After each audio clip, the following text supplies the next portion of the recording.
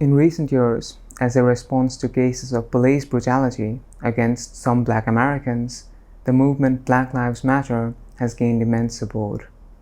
And the reason for that phrasing, Black Lives Matter, is because the messaging around Black Lives Matter, or at least the claim of the movement, is that there is some racial injustice against Black Americans, that the system seems to think that Black lives do not matter. So they're reminding the system that no, Black lives do matter, right?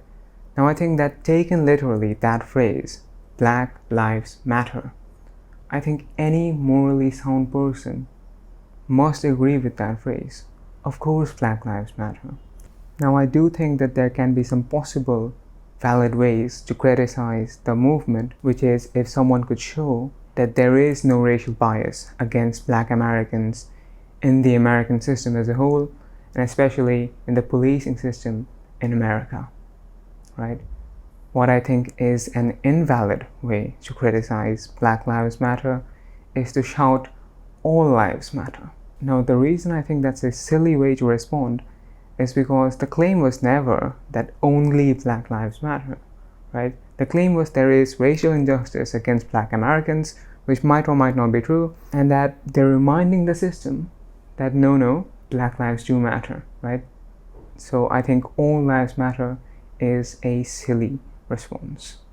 I think it is absolutely morally sound to have a justice movement dedicated to the fair treatment of one marginalized community, of one marginalized group, right? Without having someone shouting at you, oh, what about these other lives, right? No, I think it makes sense for there to be a movement for the fair treatment of one community who have injustices committed against them, if indeed there are injustices committed against them, okay? So while there might be other problems affecting, let's say, white people, right, for example, poverty, right, as there are poor white people, I don't think that it makes moral sense to demand that Black Lives Matter address that issue, right? While poverty is a real problem, regardless of race, I don't think it makes sense to demand that Black Lives Matter address that, right? Because they're advocating for Black lives, and they should be able to do that without being expected to solve all of the world's problems, right? What I do think would make moral sense for Black Lives Matter to address, if they wanted to address it, is things like the struggles of poor Black people, right? Because poor Black people live on the intersections of poverty and racism. What would also make sense is for Black Lives Matter to address the struggles of Black gay people, because they live on the intersections of racism and homophobia, right? And so on. This, by the way, is called intersectionality, right?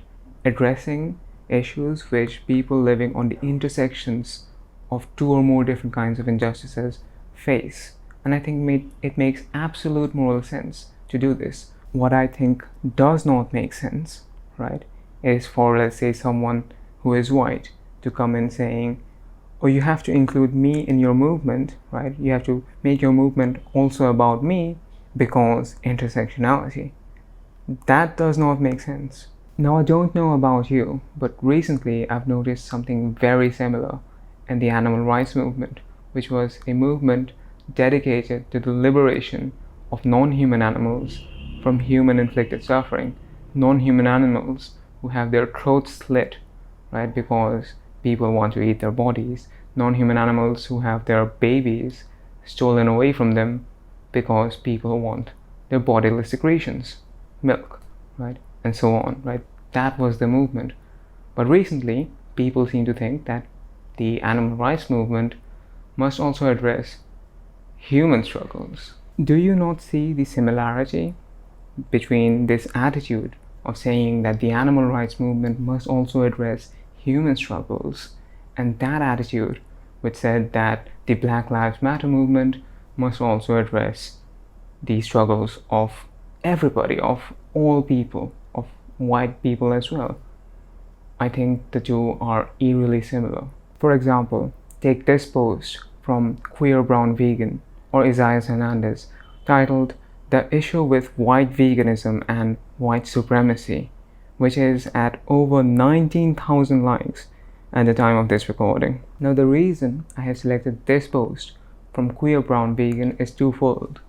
Number one, it is the most liked post that I could find on Instagram which talks about white veganism, right?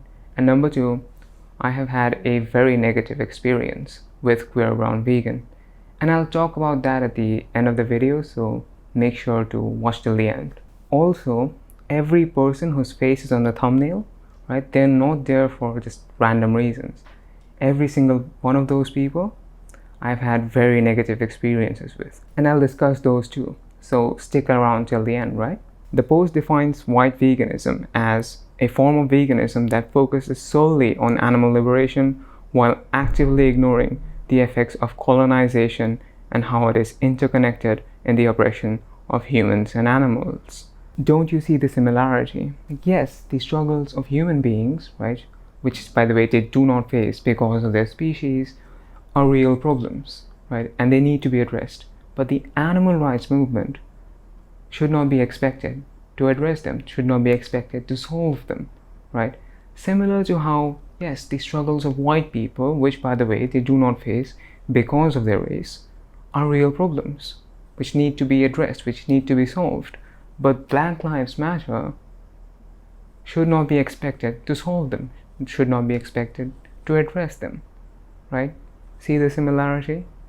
Now I know from experience that some of you watching might be thinking, what on earth is wrong with this guy? How can he compare the suffering of black people to the suffering of non-human animals? That is so demeaning and plays right into racist propaganda. I've made a whole video explaining why it's not demeaning and why this is the antithesis of racist and white supremacist propaganda, and I'll link that somewhere around here, so be sure to watch that. Now, the reason I'm using this very specific example, right, this very specific comparison, is because most of you watching will probably not be able to relate if I use examples from my own country, of which I have the lived experience of, right? And I'm pretty sure that's not my fault. And it's not your fault either. Most of us are ignorant of all that there is to know in this world, right? And as a consequence, most of us cannot relate to most comparisons and examples that could be made, right? So it's not your fault, right? But it would be my fault if I use those examples when I'm trying to communicate a point. But I do think those comparisons are valid too, so let me make those comparisons as well. So I live in India. I'm not Indian American, right? I'm not British Indian. I'm not any of those things. I'm Indian. I live in India. And I belong to a marginalized section of India, which is northeastern India, right? Now, northeastern India, right, faces discrimination on a systemic level, okay?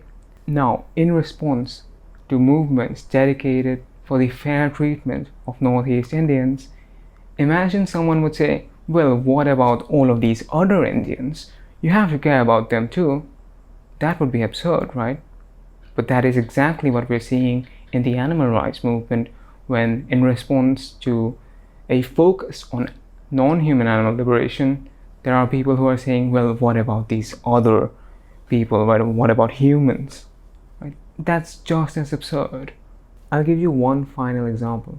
Due to the after effects of colonialism, people in post-colonial countries, such as India, are incredibly disadvantaged relative to people in countries like the United States.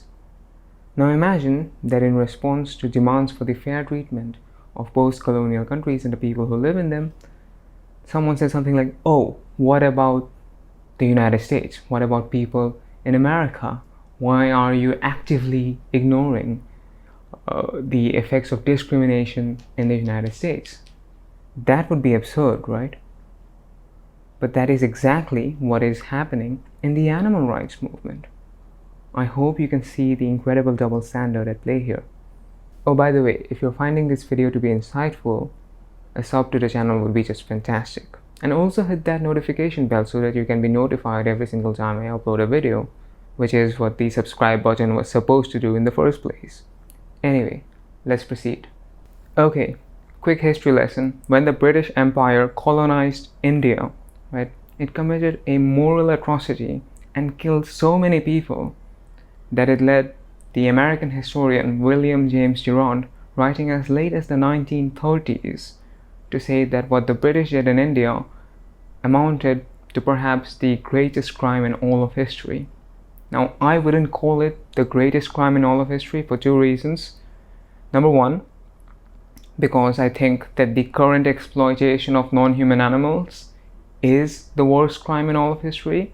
And number two, even if we're thinking of just atrocities committed against human beings, I think it is very difficult to say that one crime was the greatest crime in all of history, right? Unless the number of victims is orders of magnitude higher, which it was not in this case. It was more, right, than most other atrocities committed in recent history, right, or I think in all of history, but it was certainly not orders of magnitudes higher. Okay? For this reason, I think that what the British did in India can be referred to as the British colonial Holocaust, and I think that no person should be offended by that. And if they do get offended by that, I think they have a serious bias against Indians. And for similar reasons, I think that the current exploitation of non-human animals can be called the animal Holocaust. If you want to learn more about what the British did in India and a more in-depth explanation of why such Holocaust comparisons are valid, I have made a whole video about this, which I'll link somewhere around here. So be sure to watch that, right? Now, what I am about to tell you, or what I've said so far, should not indicate to you that the vegan community has some kind of problem of not being inclusive, because that's not true. I'll elaborate on this point more at the end of the video. Now, I expressed all of this, right, in a detailed post on Instagram, right, why comparing human and animal suffering is okay. Now, as a response to that post, QueerBrownVegan, and yes, this is the same person whose post we used as a reference for the definition of white veganism, he left a very long comment on my post in which he ignores every single point I made, right? And then he says that I should not use my identity, even though within that very post I had clarified that the validity of my points does not depend on my identity, that regardless of how marginalized I might be, I could still be wrong. But he still says that I should not use my identity. Note his username, QueerBrownVegan, and he goes around telling people to not use their identity. Second, he tells me to not dictate language, but I never did that.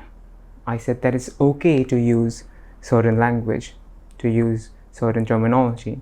People can use them if they want to, and they are not bigots if they choose to use those terms. He, by contrast, thinks that certain terms and certain comparisons are off limits, that certain language cannot be used. So he accuses me of doing the very things that he is clearly doing. Within the original post, I also wrote that if someone insists on identity politics, despite me making clear that my identity does not matter, if someone still insists on identity politics after that, I will not take that lightly. But Isaias Hernandez focused on my identity, right? So he's playing identity politics. Fine, let's play identity politics. From my perspective, Isaias Hernandez is a hyper-privileged American who speaks condescendingly to people who not only live in post-colonial countries, but people who live in a marginalized section of that post-colonial country, and who are marginalized within that marginalized part of the post-colonial country. He then labels such people as problematic. Yes, he called me problematic after failing to respond to any of my arguments. Isaias describes himself as anti-colonialist, right? He also writes this within that post, right? That veganism is supposed to be anti-colonialist, and he is all for anti-colonialist veganism. But look at how he talks to people who live in post-colonial countries. This is someone with a very colonialist mindset disguising as anti-colonialist. Just imagine for a moment what the reaction from Isaias Hernandez and this identity politics cult would be if a white man talked to Isaias in the way he talked to me. There would be absolute chaos.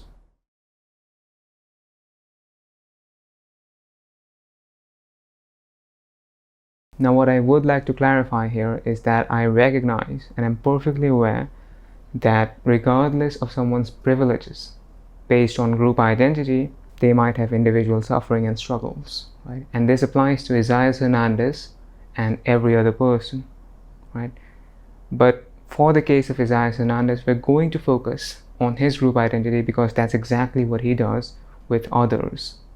I had turned all of this into an Instagram post so that people could see what was going on, right? And in response to that, one of Isaias Hernandez's followers, right, one of QueerBrownVegan's followers, commented and said, Isaias is a person of color too. How does that matter? And this is what I call Western-Centrism. This delusion that the Western world is all that exists, right? And that a person of color in the Western world is on the same level of privilege as someone in a post-colonial country. And this Western-centrism, it leads to other absurd beliefs, such as absolutely no knowledge of holocausts that took place against other human beings in different parts of the world, right? They have no knowledge of it, and therefore they think that any comparison between two holocausts, right, is invalid and cannot happen, and therefore what is currently happening to non-human animals cannot be called a Holocaust. This is the kind of absurd worldview that is a consequence of Western-centrism.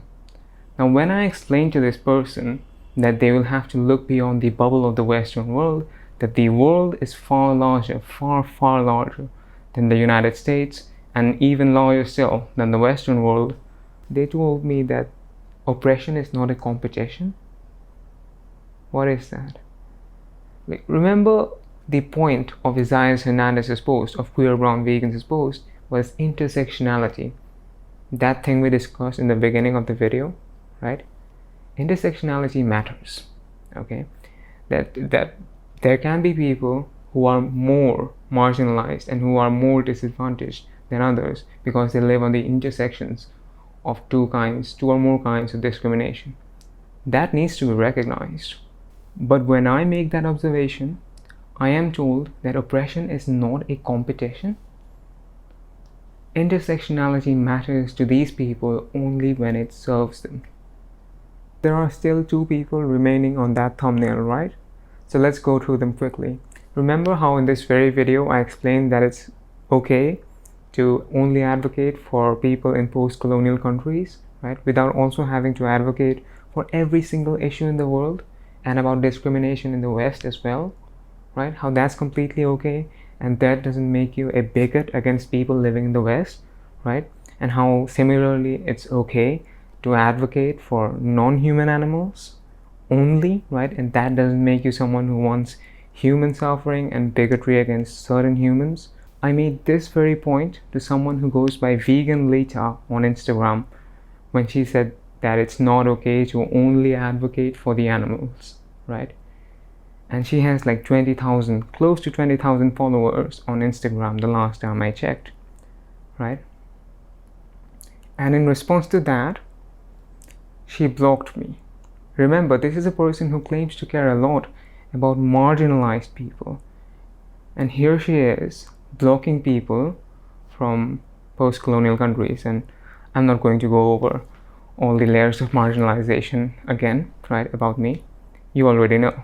But anyway, she claims to care about people in marginalized communities, but then she blocks anyone who disagrees with her Western-centric worldview. Notice how this concern for marginalized communities lasts only as long as the people in those marginalized communities say things that fit the agenda, right? Once they kind of deviate from the script, they don't matter, they get blocked. Now, I had made this very same analogy about post-colonial countries and animal rights, and how both deserve movements that are dedicated solely to them, right? And I had made this as a comment on a post which said otherwise, right? Now, that person took a screenshot of my comment, posted it, and labeled me anti-black for making that comment. This account owner is either based in the United States or Canada, and they called me anti-black for making analogies to post-colonial countries, which is weird, I'm not gonna lie. But anyway, on the comment section of that post where I am being called anti-black for saying that post-colonial countries deserve a movement of their own, this other person, who is called Iye Loves Life on Instagram, who is based somewhere in a Western country, says, wow, so on point. Been seeing a lot of these problematic comments recently. Iye Loves Life also blocked me. I hope you're seeing a trend here, right? Because I certainly am. These people who keep banging on about diversity and inclusiveness, right? They don't care about this stuff. They say that they care about people belonging to marginalized communities, but they only care about people in the West, right? They say they care about people belonging to marginalized communities, but when someone from these marginalized communities says something that doesn't agree with their Western-centric worldview, right, that person gets vilified, that person gets called anti-black, problematic. These people don't care about inclusiveness and diversity. They care about making the animal rights movement about themselves and taking attention away from the non-human animals, right? They're trying to decenter the animals, the non-human animals, in the animal rights movement. Now, what I just told you, right, should not indicate to you at all that there is some problem of being exclusive, of not welcoming people from marginalized communities into the vegan movement, because that's not true at all. The vegan community is one of the most inclusive communities I've ever been a part of. Just because there are these very few, like, people who are like, what's the term? Western-centric bigots, right? Who have been like really hateful towards me, that should not reflect on the vegan community in general, because the vegan community, although small in proportion to the general population, is very large, right? And these people form up a very, very small fraction of it, right? The vegan community at large is awesome. Even if you just want to talk about these sort of large presences within the vegan movement, right? People with the largest followings, right? People who focus on non-human animal liberation, as they should, right? These people too have been incredibly kind to me, have been incredibly accepting and inclusive, right? As anyone should be to any other person, right? But this is the kind of love and inclusiveness that I have come to not expect in other movements, right? Because of my experience. So I was like quite taken aback, and it was kind of a breath of fresh air, right? When I just found this in the vegan movement. The vegan movement is amazing. Many of you watching will be watching this video because these prominent figures within the vegan movement, they shared my posts, right? They platformed me, sort of. Some of you will be watching because these figures within the vegan movement invited me to do live streams with them, right? Now, I am not naming them because I don't want to drag them into a fight that they did not sign up for. But I'm just giving you examples because many of you will know who I am talking about which people I am talking about. And the vegan community at large is awesome, right? People who focus on non-human animals and their liberation are also more likely to be inclusive of other human beings. People who try to take attention away from the non-human animals in the very movement dedicated to them are more likely to be hateful and vengeful, right? And that has been it for this video. I have been Aditya Prakash, or Soytheist, and I would like to thank you for watching this video.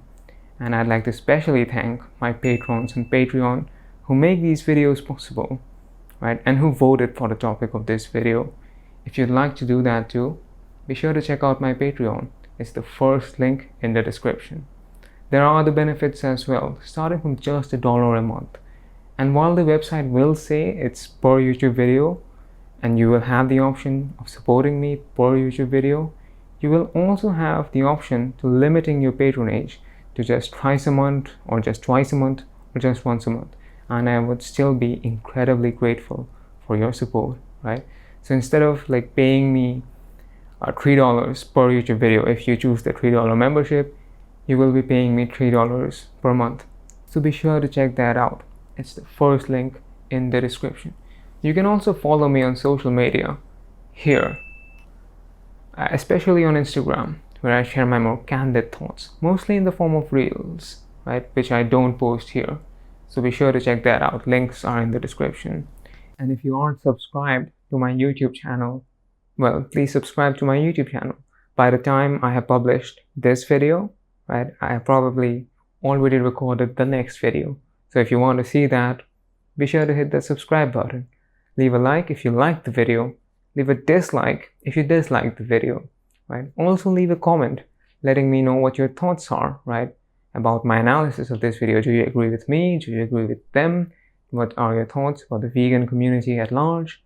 I will be in the comment section for a while after posting this video, right? So be sure to let me know what your thoughts are. And with that, I will see you in the next video.